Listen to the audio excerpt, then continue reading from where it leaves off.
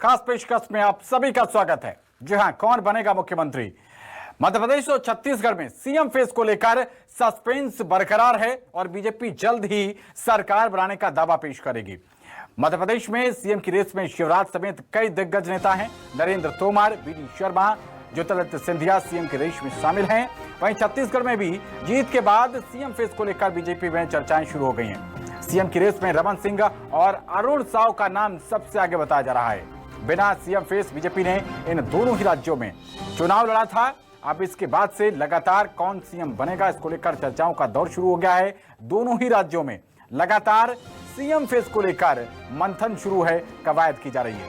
छत्तीसगढ़ की बात करें तो यहां पर रमन सिंह और अरुण साव का नाम सबसे आगे चल रहा है। वहीं मध्य प्रदेश में शिवराज सिंह चौहान के साथ केंद्रीय मंत्री प्रहलाद पटेल, कैलाश विजयवर्गीय और ज्योतिरादित्य सिंधिया का नाम भी चल रहा है और इसी को लेकर अब बड़ा मंथन किया जाना है। तो भारतीय जनता पार्टी केंद्रीय नेतृत्व की ओर से लगातार कवायद की जा रही है।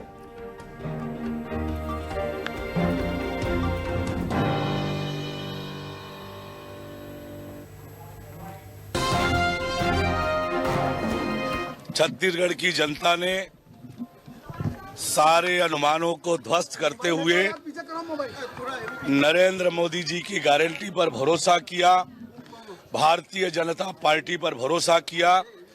मैं छत्तीसगढ़ की जनता को आभार व्यक्त करता हूं, धन्यवाद देता हूं। हम सब मिलकर एक खुशहाल छत्तीसगढ़, एक समृद्ध छत्तीसगढ़ की रचना करेंगे।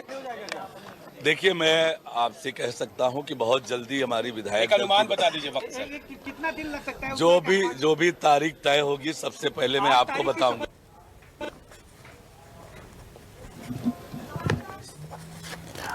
तो सीएम की रेस को लेकर लगातार कवायद शुरू है और इसी को लेकर सीएम की रेस में तमाम बड़े नाम चल रहे हैं। आपको बता दें, छत्तीसगढ़ की बात करें तो यहां पर पूर्व मुख्यमंत्री रमन सिंह और अरुण साव का नाम आगे चल रहा है।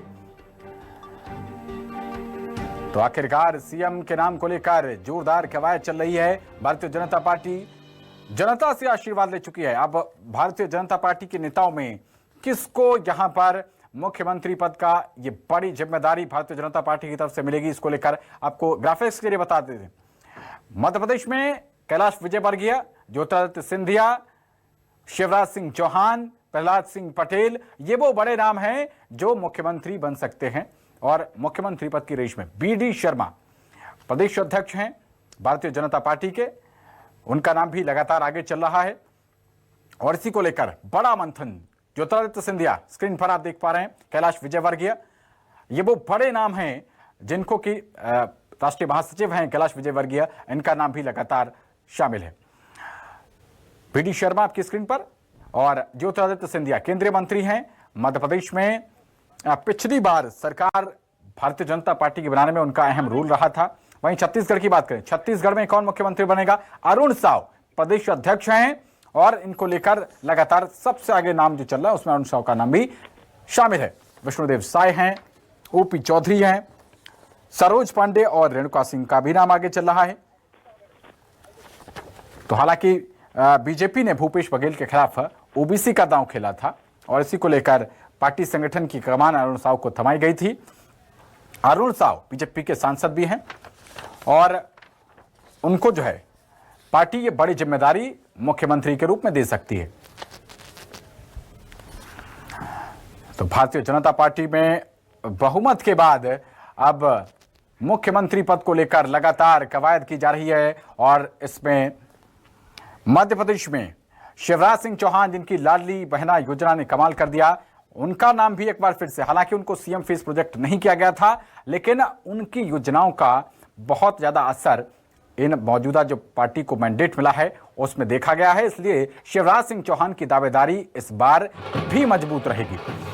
और हमारे साथ 4 मेहमान जुड़ रहे हैं, आपका परिचय उनसे करा देते हैं। हमारे साथ रायपुर से वरिष्ठ पत्रकार उचित शर्मा जुड़ रहे हैं, हमारे साथ भोपाल से अजय बोकिल जुड़ रहे हैं, वरिष्ठ पत्रकार हैं, और इसी के साथ भोपाल से हमारे रेजिडेंट एडिटर सुधीर दंडोतिया और रायपुर से आशीष तिवारी जुड़ रहे हैं। बहुत स्वागत है आप चारों का। सबसे पहले उचित शर्मा जी, मैं आपसे समझना चाहूंगा, रायपुर में अरुण साव और पूर्व मुख्यमंत्री उचित शर्मा जी, क्या आपको मेरी आवाज मिल पा रही है? जी आवाज आ रही है आप क्यों आवाज आ रही है? बिल्कुल। सबसे पहले आपसे ही समझना चाहेंगे सर, बहुमत मिल गया, अब सबसे बड़ी कवायद सीएम फेस चुनना, क्योंकि लोकसभा के चुनाव भी आने वाले हैं। ऐसे में सोशल इंजीनियरिंग भी देखने होगी, ऐसे में जातिगत समीकरण भी देखने पड़ेंगे, और तमाम पार्टी का काडर भी संतुष्ट रहे और जनता भी संतुष्ट रहे। इसको लेकर बड़े नाम जो हैं सर, उसमें अरुण साव का नाम सबसे ज्यादा आगे चल रहा है, उसमें सरोज पांडे भी हैं। क्या लगता है आपके पत्रकारिता नजरिए से, आपके पत्रकारिता विश्लेषण से, कौन से वो बड़े नाम हो सकते हैं जिनको ये बड़ी जिम्मेदारी समझाई जा सकती है? उचित शर्मा जी। देखिए पवन जी, वैसे तो नैसर्गिक रूप से, नेचुरल रूप से जो है 3 बार के मुख्यमंत्री डॉक्टर रमन सिंह का नाम है, वही अरुण साव जी का नाम है, वही एक ट्राइब्स में मैं देखता हूँ वहां रामविचार जी नेताम या कोई अन्य भी हो सकते हैं, मगर एक व्यक्ति ट्राइब से हो सकता है, ये 3 वर्गों में। लेकिन मुझे लगता है कि इस बार जो है जो फैक्टर काम किया है या फैक्टर काम करेगा, क्योंकि इस बार के सीएम का चुनाव दोनों ही जगह लोकसभा के चुनाव को मद्देनजर रखते हुए किया जाएगा जी, कि अब इस बार जो है वो जो वेव आई, ये चीजें जो इतनी सफलता, बड़ी सफलता मिली भारतीय जनता पार्टी को, तो कहीं ना कहीं एक साहू फैक्टर जो है, जो भाजपा के साथ रहा है जी, जो एक लाइन खींचने में कामयाब रहे हैं, उर्मी वर्सेस साहू की लाइन, जो एक साहू एक बड़ा ऑर्गेनाइज तबका समाज है इधर वो छत्तीसगढ़ में, और सबसे ज्यादा पॉपुलेशन है, पॉपुलेशन के साथ साथ वो बहुत ऑर्गेनाइज है, संगठित है जी। तो वो एक तरफा वोट जो भारतीय जनता पार्टी पे पड़े, इसलिए भी एक बड़ा कारण है कि इतनी बम्पर वोट से जीत के आए अरुण साव जी भी एक बड़ा कारण कि हमारे शहर का आदमी विधायक जो है मुख्यमंत्री बन सकता है।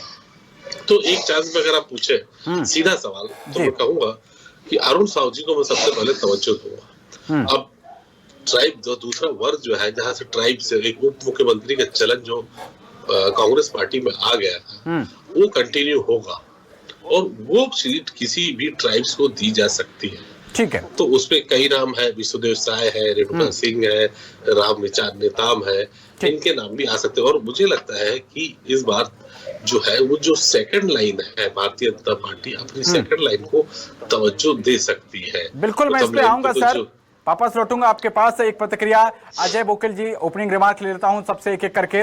अजय बोकिल जी, मध्य प्रदेश एक बार फिर से ऐतिहासिक बहुमत, और शायद भारतीय जनता पार्टी के नेताओं ने खुद भी नहीं सोचा होगा कि जनता इतना बड़ा झोली भर भर के आदेश यहां पर आशीर्वाद देगी कि झोली भी छोटी पड़ जाए। अब बड़ी जिम्मेदारी और केंद्रीय नेतृत्व के ऊपर है, क्योंकि शिवराज सिंह चौहान की लाडली बहना योजना गेम चेंजर साबित हुई है। कोई भी इस बात से नकार नहीं रहा है, सीएम फेस उनका भले ही ना रखा गया हो, लेकिन जिस योजना के दम पे जो गेम चेंजर बताया जा रहा है, ऐसे में क्या उनको दरकिनार करना बहुत ज्यादा आसान रहने वाला है भारतीय जनता पार्टी के लिए? निश्चित रूप से पवन जी, ऐसा है कि तीनों राज्यों में भाजपा की जीत हुई है, मध्य प्रदेश में तो बम्पर जीत हुई है जी। लेकिन दोनों बाकी 2 राज्यों में मध्य प्रदेश में अंतर यह है कि मध्य प्रदेश में जो है भाजपा की वापसी हुई है, एंटी इनकम्बेंसी को प्रो इनकम्बेंसी बदलने में शिवराज और मोदी कामयाब हुए हैं, तो यहाँ की परिस्थिति अलग है। इसलिए यहाँ सबसे ज्यादा मुख्यमंत्री पद के दावेदार मध्य प्रदेश के अंदर हैं, और यहाँ मध्य प्रदेश का चुनाव सबसे ज्यादा चुनौतीपूर्ण है आलाकमान के लिए भी, क्योंकि आगे वाली दो चुनौतियां हैं। पहली बात तो यह है कि लोकसभा चुनाव में मध्य प्रदेश में सारी सीटें कौन जितवा सकता है, नंबर 1। दूसरा यह है कि जो वादे बीजेपी ने किए हैं इस चुनाव के अंदर, वो वादे पूरा करना, उनको इम्प्लीमेंट करना, वो अगले नए मुख्यमंत्री की चुनौती होगी। इसके अलावा जाति समीकरण भी है, क्षेत्रीय समीकरण भी है, और दूसरी और भी कई कारण हैं जिन सबको ध्यान में रख करके मुख्यमंत्री के नाम का चयन होगा, ऐसा मुझे लगता है। लेकिन जी, हमारा जो आम दर्शक है उसके नजरिए से बिल्कुल सिंपल शब्दों में अगर जानना चाहें सर आपसे, 3 वो नाम जिनमें से जो सबसे ज्यादा हॉट रहने वाले हैं, आपके नजरिए से कौन से वो नाम हो सकते हैं सर? देखिए, मेरे हिसाब से तो अब ज्योतिरादित्य सिंधिया बनेंगे इसकी संभावना मुझे कम लगती है। कैलाश विजयवर्गीय, नरेंद्र सिंह तोमर, प्रहलाद पटेल, तीनों में से कोई मुख्यमंत्री बनने की संभावना ज्यादा है। ठीक है सर, वापस लौटेंगे आपके पास। हम अपने रेजिडेंट एडिटर्स का रुख कर लेते हैं, एक प्रतिक्रिया ले लेते हैं। सुधीर जी, सबसे पहले आपसे यहां पर समझना चाहेंगे, शिवराज सिंह चौहान की लाडली बहना योजना और उसके साथ साथ प्रहलाद सिंह पटेल, क्योंकि अगर चेहरा बदला जाता है तो ओबीसी समुदाय से ही शिवराज सिंह चौहान आते हैं, और वर्तमान में राजनीति ओबीसी को लेकर किस तरीके से गर्म है आप बेहतर जानते हैं सर। प्रहलाद सिंह पटेल शिवराज सिंह चौहान, ज्योतिरादित्य सिंधिया, या ऐसे कौन से वो 3 नाम सर आपके हिसाब से? देखिए, बिल्कुल बात करें तो जो ओबीसी फैक्टर की आपने बात कही है, मुझे लगता है कि इस चुनाव में शायद वो फैक्टर उतना काम नहीं किया था, क्योंकि मध्य प्रदेश के अंदर कांग्रेस ने जातिगत जनगणना की बात कही थी और उसके बावजूद भी अगर इतने प्रचंड बहुमत के साथ बीजेपी जीत करा रही है तो जो ओबीसी वर्ग की बात है या जातिगत जनगणना का एक बड़ा मुद्दा था, वो शायद जनता के बीच में इतना इम्पैक्टफुल नहीं था। और जहां तक ओबीसी चेहरे की बात करें तो खुद प्रधानमंत्री नरेंद्र मोदी ओबीसी वर्ग से आते हैं, लिहाजा अगर देश का सबसे बड़ा चेहरा बीजेपी के पास में ओबीसी वर्ग से है तो किसी और वर्ग से चेहरे को चुना जाए ये संभावना भी बनती है। पर लेकिन मध्य प्रदेश के अंदर जिस तरीके से केंद्रीय नेताओं को चुनावी मैदान में उतारा गया था, विधानसभा चुनाव लड़ाया गया था, ये माना जा रहा था कि इनमें से शायद किसी को आने वाले समय में मुख्यमंत्री के तौर पर प्रोजेक्ट किया जाए। सत्ता और संकट इस बार बीजेपी की जो जीत के कारण रहे, उसमें शिवराज सिंह चौहान की लाडली बहना योजना ने तो बड़ा काम किया। मुख्यमंत्री शिवराज सिंह चौहान एक बड़े दावेदार हैं, पर लेकिन बीजेपी के प्रदेश अध्यक्ष बीडी शर्मा और बीजेपी संगठन का जो काम था उसको भी नकारा नहीं जा सकता है। बूथ पर जिस तरीके से अपने कार्यकर्ताओं से द्वारा बीजेपी के फेवर के जो वोटिंग करवाई गई थी, एक कारण ये भी रहा कि बंपर वोटिंग बीजेपी के फेवर में हुई है, जिसको संगठन मानकर चल रहा है और उसको लेकर बूथ स्तर तक जो पन्ना प्रभारी और पन्ना प्रमुख की जो बूथ मैनेजमेंट का जो काम बीजेपी संगठन ने किया था, ये भी एक बड़ा फैक्टर है मध्य प्रदेश के अंदर बीजेपी की प्रचंड जीत का। लिहाजा मध्य प्रदेश में 5 से ऐसे 6 नाम, अगर आप 3 नाम चुनने को कहेंगे तो काफी ज्यादा मुश्किलें होंगी। शिवराज सिंह चौहान एक बड़े दावेदार है, लेकिन 5 से ऐसे 6 बड़े दावेदार हैं जो इस रेस में बने हुए हैं। उनमें मुख्यमंत्री शिवराज सिंह चौहान निश्चित तौर पर बड़े दावेदार है। ज्योतिरादित्य सिंधिया का अजय वकील जी भले इनकार करे, पर लेकिन मध्य प्रदेश में पिछली बार सरकार उन्होंने बनाई थी और ये माना जा रहा था कि कांग्रेस में शायद उपेक्षा से दुखी थे। बीजेपी के अंदर कुछ ना कुछ चाहत जरूर रही होगी ज्योतिरादित्य सिंधिया की, ये प्रधानमंत्री नरेंद्र मोदी अमित शाह को तय करना है कि उनकी भूमिका क्या हो। पर लेकिन ज्योतिरादित्य सिंधिया, कैलाश विजयवर्गीय, नरेंद्र सिंह तोमर, बीडी शर्मा, प्रहलाद पटेल भी इस रेस में शामिल हैं। इन नामों में से ही कोई एक नाम मध्य प्रदेश के अंदर हो सकता है। अब ये देखना होगा कि केंद्रीय नेतृत्व जो तय करेगा। माना जा रहा है कि आज शाम को या कल जब बीजेपी पार्लियामेंट बोर्ड की बैठक हुई, उसमें मध्य प्रदेश के लिए पर्यवेक्षक नियुक्ति किया जाएगा और उसी समय मध्य प्रदेश में लगभग एक सहमति बना ली जाएगी कि किस चेहरे को मुख्यमंत्री मध्य प्रदेश में बनाना है। ठीक है सुधीर जी, वापस लौटते हैं आपके पास। आशीष जी, आपसे समझना चाहेंगे, जैसा कि हमारे उचित शर्मा जी कह रहे थे कि अरुण साव और पूर्व मुख्यमंत्री माफ कीजिएगा समझ पा रहे हैं 71 साल की उम्र, आशीष जी, क्या एक बार फिर से जिम्मेदारी रमन सिंह को देना भारतीय जनता पार्टी के लिए मुफीद साबित होगा? क्योंकि आने वाले समय में जैसा कि बता रहे थे कि पार्टी की जो सेकंड ब्रिगेड है, ठीक है, जो बेंच अभी पर बेंच स्ट्रेंथ थी, बेंच पे बैठी हुई इंतजार कर रही थी अपनी बारी का, तो ओल्ड इज गोल्ड या फिर अरुण साव? देखिए, सियासत में किसी नेता की कोई उम्र नहीं होती। यदि पावर मिल जाता है तो उम्र बहुत आंकड़ों की बात हो जाती है, कोई बहुत छोटे अंकों में उसकी गिनती होने लगती है। लेकिन स्वाभाविक तौर पर डॉक्टर रमन सिंह 15 साल मुख्यमंत्री रहे हैं राज्य में, तो एक बड़े चेहरे के तौर पर रमन सिंह तो है ही, और प्रभावी चेहरा भी रमन सिंह का इस वक्त इस समय की परिस्थितियों के मुताबिक जो है वो रमन सिंह का यहाँ पर बनता नजर आता है। और संगठन में इस बात को लेकर चर्चा भी चल रही है कि रमन सिंह एक मजबूत दावेदार के तौर पर देखे जा रहे हैं। लेकिन अरुण साव को सांसद रहते हुए प्रदेश अध्यक्ष की जिम्मेदारी मिली और राज्य संगठन के भीतर यदि कोई चुनाव होते हैं तो स्वाभाविक तौर पर एक जो लीडरशिप होती है वो प्रदेश अध्यक्ष की होती है। अरुण साव के साथ दूसरा बड़ा फैक्टर जो जुड़ता है वो उनके ओबीसी होने का है। साहू समाज से आते हैं, ओबीसी का चेहरा है और देश में ओबीसी सेंट्रिक पॉलिटिक्स इस वक्त चरम पर चल रही है। तो ऐसे में अरुण साव की भी मजबूत दावेदारी मुख्यमंत्री के चेहरे के तौर पर यहां पर देखी जा रही है। लेकिन चूंकि राज्य में ट्राइबल लीडरशिप का जोर रहा है, ट्राइबल मुख्यमंत्री की मांग अरसे से उठती रही है, बीजेपी के भीतर भी ये मांग उठती रही है जी। और इस समय बड़े बड़े चेहरे ट्राइबल कम्युनिटी से जीत कर पहुंचे हैं। रामविचार नेताम, विष्णुदेव साय, रेणुका सिंह, गोमती साय, तमाम नेता है। बस्तर का जिक्र करें तो केदार कश्यप है जो कि रमन सरकार के दौरान 3 बार मंत्री रहे हैं। तो ये तमाम जो नाम होंगे ये स्वाभाविक तौर पर ट्राइबल कम्युनिटी के प्रतिनिधित्व के तौर पर देखे जा सकते हैं जब बात मुख्यमंत्री पद की आती है। इसके अलावा एक दिलचस्प नाम है ओम प्रकाश चौधरी का। ओम प्रकाश चौधरी पहली मर्तबा चुनाव लड़े हैं जी। बड़ी जीत उनके हिस्से आई है और राज्य में सर्वाधिक लीड से जीतने वाले जो पहले और दूसरे क्रम के जो प्रत्याशी रहे हैं बीजेपी की, उसमें नंबर 2 की पोजीशन इस वक्त ओम प्रकाश चौधरी की है। दिल्ली हाई कमान के बेहद नजदीक भी हैं और ओबीसी भी हैं। तो ये तमाम फैक्टर्स जो है ये उनके साथ जाते नजर आते हैं। लेकिन ये बीजेपी है, बीजेपी में अभी ये डिसाइड करना बड़ा मुश्किल होता है। और एक महत्वपूर्ण बात और मैं कहूंगा, एक बार इस पर भी गौर करना चाहिए कि लोकसभा के चुनाव हो रहे हैं कुछ महीनों बाद। ऐसे में बीजेपी कहीं इस बात को लेकर कोई रिस्क लेना नहीं चाहेगी कि ऐसे मुख्यमंत्री के पद पर किसी नेता की ताजपोशी कर दी जाए जिससे लोकसभा चुनाव भी प्रभावित हो सके। तो ऐसे में कदम फूंक फूंक कर बीजेपी रखेगी और ऐसे चेहरों को ऐसे चेहरे को बीजेपी मौका देगी जिससे लेकर कोई विरोध की स्थिति संगठन के भीतर कम से कम देखने को ना मिले। बिल्कुल आशीष, आपने उसी बात को बड़ा किया जिसमें कह रहे थे क्योंकि 2024 के मद्देनजर सारे फैसले अब होने। उचित शर्मा जी, अरुण साव निर्विवाद रूप से अभी तक सबसे आगे माने जा रहे हैं रमन सिंह के बाद, और शायद बीजेपी इतिहास 2003 वाला दोहरा दे, क्योंकि 2003 में भी जब रमन सिंह को ये जिम्मेदारी सौंपी गई थी तब वो भी भारतीय जनता पार्टी के प्रदेश अध्यक्ष ही थे। साहू समाज की भी आप बात कर रहे हैं, इस वजह से भी उनकी जो दावेदारी है वो सबसे ज्यादा मजबूत हो जाती है। लेकिन और भी प्रत्याशी हैं, ब्रजमोहन अग्रवाल भी हैं, 7 बार के विधायक, 8वीं बार चुनाव जीतने में सफल रहे और रमन सिंह की सरकार में इससे पहले मंत्री भी हैं। लेकिन जातिगत समीकरणों की भाषा में, जिसको मैं बोल रहा था, राजनीति की भाषा में सोशल इंजीनियरिंग कहा जाता है, क्या फिट बैठ पाएंगे अगर इन दोनों में से नंबर जाता है उनके पास? तो उचित शर्मा जी, देखिए स्पष्ट रूप से कहूं जी, तो वैसे भी भारतीय जनता पार्टी पे एक ठप्पा लगा हुआ है कि बनियों की पार्टी।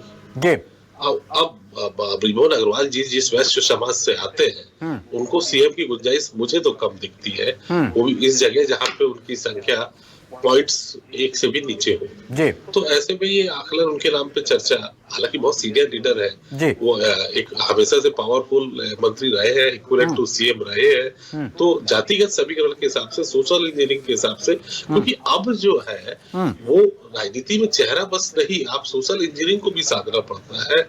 वो जनसंख्या वाली बात है कि किसकी जनसंख्या कितनी है, तो उनको उस धड़े को भी साधना पड़ता है। तो मुझे नहीं लगता कि ब्रजमोहन जी का नाम, हालांकि हम चर्चाओं में जरूर लेते हैं, लेकिन अब जो है कोई भी मुख्यमंत्री, आप कह रहे थे कि डॉक्टर रमन सिंह के बाद अरुण साव, मैं कहूंगा कि अरुण साव के बाद डॉक्टर रमन सिंह। मैं पहले जी, आपकी फर्स्ट प्रायोरिटी जो है वो अरुण साव है।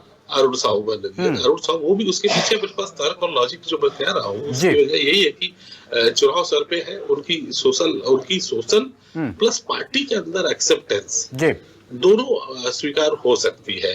केदार जी जो है बस्तर के जो 3 बार के मंत्री रहे, केदार कश्यप, उनकी सोशल एक्सेप्टेंस हो सकती है। राम विचार नेतृत्व की पार्टी के अंदर, नॉट सोशल से मतलब मेरा पार्टी के अंदर, वो पार्टी का धड़ा कोई नाराज ना हो। बिल्कुल मुझे अभी भी जो ओपी चौधरी के बनाने से, ओपी चौधरी का नाम मैं इसलिए नहीं ले रहा हूँ, उसके पीछे भी तर्क ये है कि ओपी चौधरी के बनाने से जो सीनियर लीडर है जो छत्तीसगढ़ के, वो एक रिस्क फैक्टर हो जाएगा और इसका खामियाजा 2024 के चुनाव को लोकसभा भुगतना पड़ सकता है। लेकिन उचित शर्मा जी, कई ऐसे उदाहरण है, भारतीय जनता पार्टी का संविधान एक है, सिर्फ छत्तीसगढ़ पे ही वो लागू नहीं होता, देश के सारे सूबे में लागू होता है। उत्तराखंड में भी हाल ही में चुनाव हुए थे, आपने देखा, बिल्कुल युवा मुख्यमंत्री पुष्कर सिंह धामी, चुनाव हारने के बाद भी उनकी ताजपोशी कर दी गई और सभी ने उनको बहुत ही कंफर्टेबली एक्सेप्ट भी कर लिया। लिहाजा क्या ऊंट किस करवट बैठेगा, और कहते हैं कि हाँ भाई, भारतीय जनता पार्टी में तो मोदी शाह ही जानते हैं कि क्या होगा, हम लोग तो स्पेकुलेशंस कर रहे हैं अपने पत्रकारिता अनुभव के आधार पर, देखते हैं कि किसका तुक्का सही साबित हो जाता है। मेरी बात को अन्यथा ना लीजिएगा उचित शर्मा जी, वापस लौटेंगे आपके पास। वकील साहब का रुख करते हैं। वकील साहब, प्रहलाद पटेल मुझे एक और यहाँ पर लग रहे हैं, आप अपने नजरिए से बताइएगा, क्योंकि शिवराज सिंह चौहान अगर नहीं होते हैं तो प्रहलाद पटेल उसी समुदाय से, ज्योतिरादित्य सिंधिया का आपने नाम नकारा, खारिज किया, क्योंकि उसमें भी आप बताएं करीब उनके गुट के 19 लोगों को टिकट दिए गए, 9 उनमें से जो है वो चुनाव हार गए, ऐसा न्यूज सामने आ रही है। ऐसे में क्या उनकी दावेदारी कमजोर हुई है? कैलाश विजयवर्गीय का आपने नाम लिया, एक बहुत पुराना प्रकरण, सुधीर जी जानते होंगे, आपकी भी नजर में होगा, उनके बेटे आकाश विजयवर्गीय नगर निगम के कर्मचारियों को बल्ले से मारते हुए दिखाई पड़े थे। प्रधानमंत्री मोदी जी उस बात से बहुत नाराज हुए थे। तो क्या राजनीति में सब कुछ बताया जाता है कि भूला, सब कुछ याद रखा जाता है और वक्त आने पर वो चीजें अपनी असर दिखाती हैं? क्या ये सब फैक्टर भी कैलाश विजयवर्गीय की दावेदारी को लेकर, ज्योतिरादित्य सिंधिया की दावेदारी को लेकर, ये सब आज जब चर्चा होगी इस बात को लेकर या कल चर्चा होगी तो ये सब ध्यान में रखे जाएंगे? क्या समझते हैं सर? निश्चित रूप से कैलाश विजयवर्गीय के खिलाफ ये मामला जा सकता है हमें, लेकिन हमें ये चीज और भी देखना पड़ेगी कि इन तीनों नामों के अंदर प्रहलाद पटेल को जो है मोदी के ज्यादा करीब माना जाता है जी, और नरेंद्र सिंह तोमर अब नरेंद्र सिंह तोमर और प्रहलाद पटेल मोदी के ज्यादा करीब माने जाते हैं और कैलाश विजयवर्गीय अमित शाह के ज्यादा करीब माने जाते हैं। अगर इनमें से अगर तीनों में से ही कोई फैसला होना है तो हो सकता है कि प्रहलाद पटेल के पक्ष में जाए, क्योंकि बीजेपी लगातार 20 साल से यहाँ पर ओबीसी की राजनीति कर रही है। उसने ओबीसी के अलावा किसी दूसरे मुख्यमंत्री का प्रोजेक्ट ही नहीं किया आज तक। तो और ओबीसी लगातार बीजेपी के साथ बना हुआ है और ये फायदा उसको लोकसभा में भी हो सकता है। इस नाते भी चूंकि ओबीसी प्रहलाद पटेल ओबीसी हैं और लोधी जाति से आते हैं, तो उनको प्रोजेक्ट करने का फायदा मिल सकता है। और उनका अभी ऐसा बहुत ज्यादा विवादित वो नहीं रहा है, हालांकि उनके भाई को लेकर के कुछ प्रकरण दर्ज हैं, वो एक दिक्कत हो सकती है उनको, लेकिन उनके व्यक्तिगत रूप से उनके खिलाफ ज्यादा कुछ है नहीं है, तो वो एक नाम हो सकता है। लेकिन एक हमें चीज ध्यान रखना पड़ेगी कि भाजपा के अंदर क्षत्रप संस्कृति अब समाप्त हो रही है। तो ऐसी स्थिति में कोई चौंकाने वाला नाम ऐसा जो हम शायद सोच भी नहीं रहे होंगे वो भी सामने आ सकता है। ये हमने गुजरात में भी देखा और दूसरे राज्यों में भी देखा, बिल्कुल, कि एक ऐसा नाम एन वक्त पे आ गया कि जिसके बारे में लोग पता ही नहीं था ये भी आ सकता है, और वो सरकार चला रहे हैं, उन्होंने उनकी अपेक्षा के अनुरूप रिजल्ट भी दिया है। ठीक है, तो ये केवल अनुमान है हमारे कि यह हो सकता है, ये दावेदार हैं, लेकिन यही बनेंगे ये गारंटी से कोई नहीं कह सकता। कोई चौंकाने वाला फैसला हो जाए तो हमें आश्चर्य नहीं होना चाहिए। जी चलिए ठीक है, वापस लौटेंगे। सुधीर जी,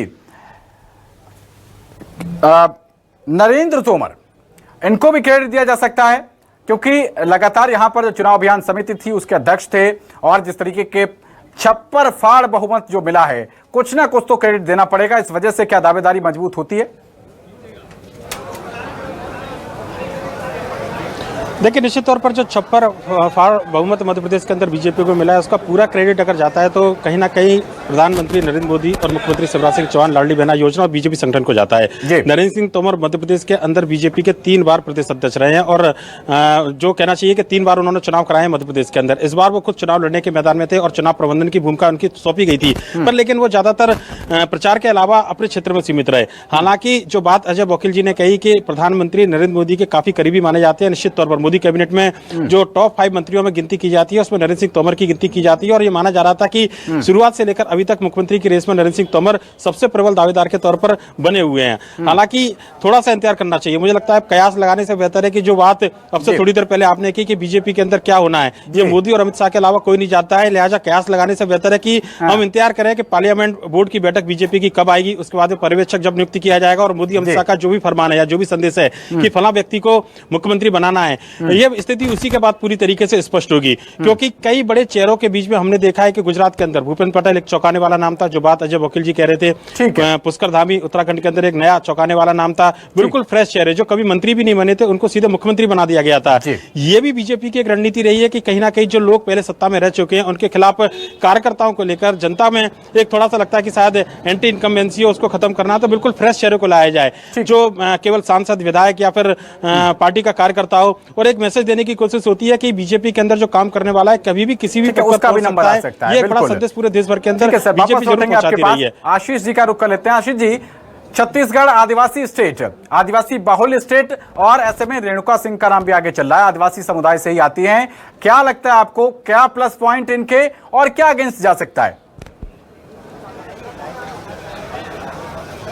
देखिए, अगेंस्ट की बात कर लें तो बहुत ज्यादा एग्रेसिव लीडर हैं रेणुका सिंह। अपने इलाके में एग्रेशन की वजह से वो संगठन के भीतर चर्चित रही हैं। तो एक सामंजस्य बनाने की बात जहां पर आएगी कि एक मुख्यमंत्री ऐसा होना चाहिए बीजेपी का जो संगठन को लेकर चलता नजर आए, तो यहां पर हो सकता है कि उनका एग्रेशन उन पर भारी पड़ता दिख जाए। लेकिन यहां पर बात एग्रेशन की नहीं है, बात है कि ऐसा चेहरा सूबे की सत्ता में काबिज करना जो नेतृत्व तो करे, साथ ही साथ ऑर्गेनाइजेशन स्ट्रक्चर के अलावा लोकसभा चुनाव को किस तरीके से मैनेज कर पाता है, ये बहुत दिलचस्प होगा। चूंकि मैं फिर दोहरा रहा हूं कि 6 महीने का ही वक्त रह गया है लोकसभा चुनाव के लिए, और बीजेपी कोई बड़ा रिस्क लेने की स्थिति में इस वक्त राज्य के भीतर नजर नहीं आ रही है। बीजेपी ऐसा चेहरा तय करेगी जो निर्विवाद चेहरे के तौर पर स्टैब्लिश हो सके और संगठन लोकसभा चुनाव की तैयारी में आगे जुटता नजर आ सके। तो बीजेपी कदम फूंक फूंक कर रख रही है, जैसे कि आज ही विधायकों की बैठक होनी थी लेकिन ऐन वक्त पर इस बैठक को रद्द कर दिया गया है। ओम माथुर, नितिन नवीन या बात करें मनसुख मंडाविया की, ये तमाम नेता आज दिल्ली जा रहे हैं, थोड़ी देर बाद दिल्ली निकल जाएंगे। दिल्ली से पर्यवेक्षक की नियुक्ति होगी और फिर सब नेता एकजुट होकर रायपुर पहुंचेंगे। 2 या 3 दिनों का या 4 दिनों का वक्त इसमें लग सकता है। तो बीजेपी सारे पैरामीटर पर इस वक्त विचार कर रही है और जो भी उपयुक्त चेहरा निकलकर सामने आएगा, बीजेपी पर्यवेक्षक आकर उस पर मुहर लगा देंगे और संगठन ये मान लेगा कि हमारे मुख्यमंत्री हैं। तो फिलहाल इंतजार करने वाली स्थिति यहाँ पर बन रही है। ठीक है आशीष सर। उचित शर्मा जी, फाइनल कमेंट आपका 10 सेकंड में सर। जी देखिए, वाकई ये ठीक है कि हम विधायक चुनते हैं, लेकिन सीएम जो है वो उनका केंद्रीय नेतृत्व चुनता है। ये बात भी सत्य है। सबसे अच्छी बात आपने जो पहले ही कह दी कि जितनी औपचारिकता है पूरी कर ली जाएगी, उसके बाद तो जो 2 लोग चाहते हैं वही कुछ फाइनल होगा, तो उम्मीद है। लेकिन मैं अभी भी कह रहा हूँ कि सरप्राइज जो उत्तराखंड में है, गुजरात में हुआ, वो सरप्राइज देने की रिस्क छत्तीसगढ़ में नहीं हो सकती। ठीक है, मेरा एक मत है। ठीक है, वकील साहब आपका क्या फाइनल कमेंट?